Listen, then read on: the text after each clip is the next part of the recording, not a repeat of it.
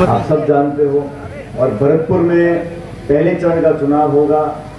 Congress party ने बहुत सोच समझकर एक नौजवान छोटी बहन को मौका दिया है और मैं देख रहा था बहुत जल्दी बहुत तरीके से ये समझ गई कि फालतू की बात करने का वो मतलब नहीं है। वोट मांगो, झोली फैलाओ, हाथ जोड़ो, राम राम करो। बहुत बढ़िया। और ये विधानसभा का चुनाव लड़ी कठुआ से और बहुत कम वोटों से हारी है, 400-500 वोटों से रह गई। और मुझे खुशी है कि कांग्रेस पार्टी ने एक नौजवान साफ छवि की जुझारू महिला को दोबारा मौका दिया है, आपके भरोसे पर दिया है कि लोकसभा के चुनाव देश के चुनाव हैं, इस मुल्क की तकदीर को तय करने वाले चुनाव हैं। तो एक एक वोट हम लोगों को सोच समझकर पेटी में डालने हैं। हमारे सामने उम्मीदवारों को देख लो, हमारा उम्मीदवार हमारी बहन भाजपा से बेहतर है। हमारी पार्टी आप देख लो 140 साल से देश की सेवा कर रही है और 10 साल की केंद्र की सरकार की तुलना कर लो और कांग्रेस की सरकार की तुलना कर लो। दोनों पार्टियां, दोनों विचारधारा, उम्मीदवार, हर जगह हम लोग आगे हैं। तो आज मैं आप लोगों से निवेदन करने आया हूं कि जो माहौल देश में बना है, प्रदेश में बना है, कल मैं झुंझुनू में था, सीकर में था, हर जगह लोग बदलाव चाह रहे हैं।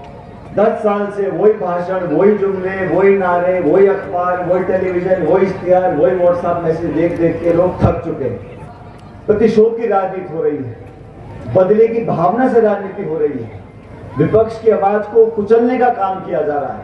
कांग्रेस पार्टी के खाते सीज कर रहे हैं और चुनावी बॉन्ड्स के माध्यम से हजारों करोड़ रुपए भाजपा ने लिए। सुप्रीम कोर्ट ने कहा कि इलेक्टोरल बॉन्ड गैर कानूनी है, उनकी जांच तो हो नहीं रही और कांग्रेस पार्टी के खाते बंद कर दो, विपक्ष के लोगों को जेल में डाल दो, निर्वाचित मुख्यमंत्रियों को आप जेल में बंद कर दो, पार्टियों के खाते सीज कर दो। कोई आपके विरोध में बात बोले तो इनकम टैक्स को भेज दो, सीबीआई को भेज दो, ईडी को भेज दो। ये कहां की राजनीति है?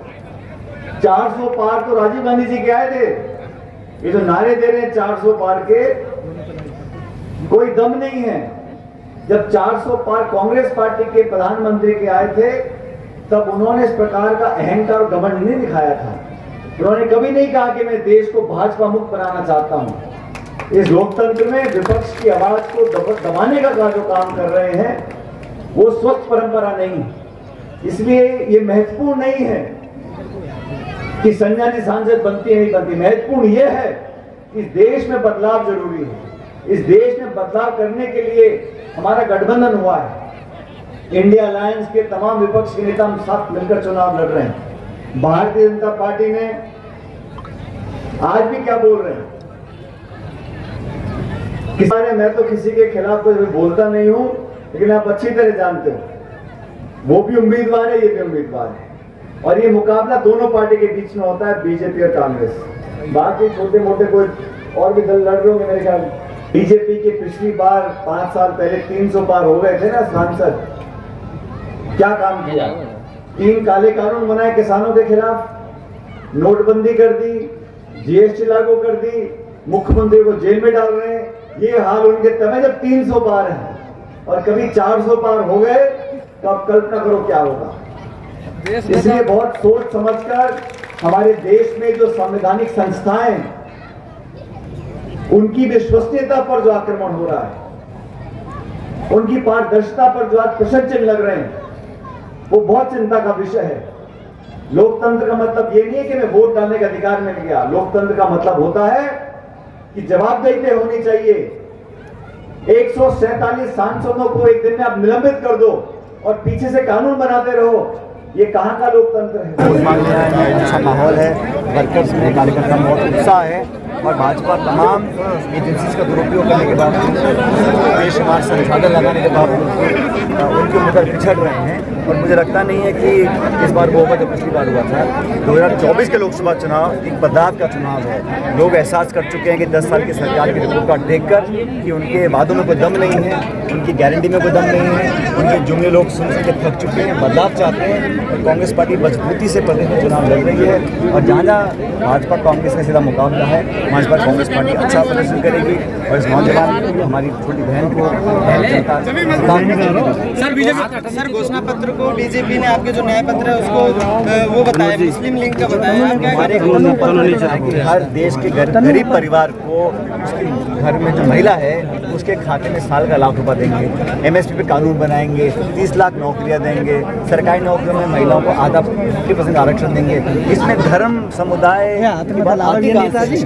मुझे लगता है कि जब भाजपा बैकफुट की होती है, जब उनसे सवाल पूछते हैं 10 साल के परफॉर्मेंस का, तो कहीं ना कहीं वो मज़हब की बात लाते हैं, जज्बात की बात लाते हैं, धर्म जाति धर्म की बात लाते हैं।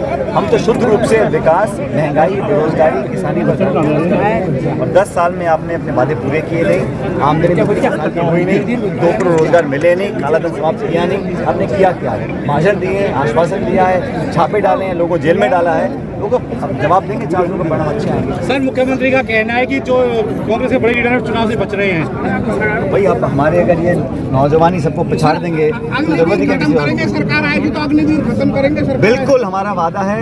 अग्निवीर जो है मैं समझता हूँ एक गलत स्कीम है और हम लोग चाहेंगे कि जो पुरानी व्यवस्था थी उसको लागू किया जाए और नौजवानों को फौज में पूरा मौका मिलना चाहिए। 4 साल तक सिर्फ नौकरी करके जो अग्निवीर की योजना है मैं समझता हूँ वो सही नहीं है। Thank you sir.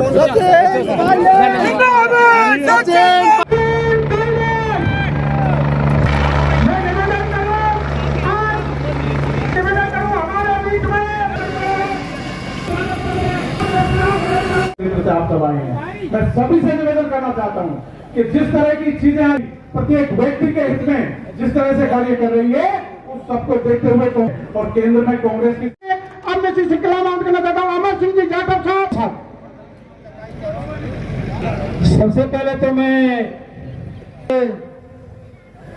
युवा हृदय सम्राट माननीय सचिन पायलट साहब, हृदय सुपा जी